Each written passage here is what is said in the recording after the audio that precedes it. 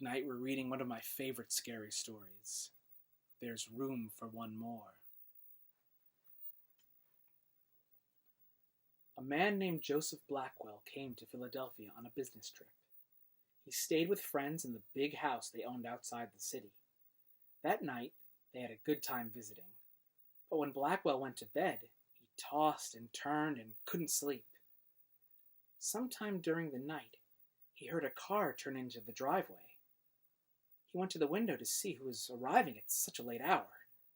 In the moonlight, he saw a long, black hearse filled with people. The driver of the hearse looked up at him. When Blackwell saw his queer, hideous face, he shuddered. The driver called to him, "There's room for one more."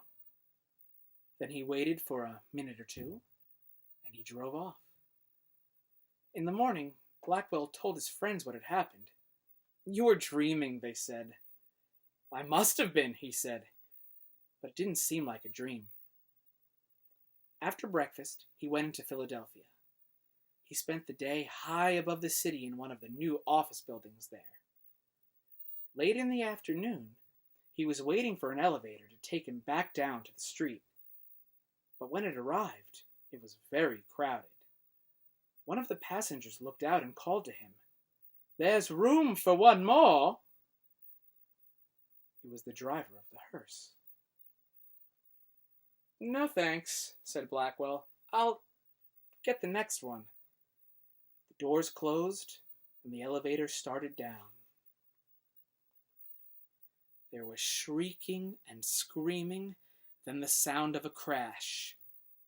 The elevator had fallen to the bottom of the shaft. Everyone aboard was killed. See, that one is one of my favorites because, like many of the stories and scary stories to tell in the dark, there's no rhyme or reason. Evil just happens. There's no explanation. It's just very matter of fact, and I find that to be absolutely terrifying. Well, I will see you again soon with more scary stories.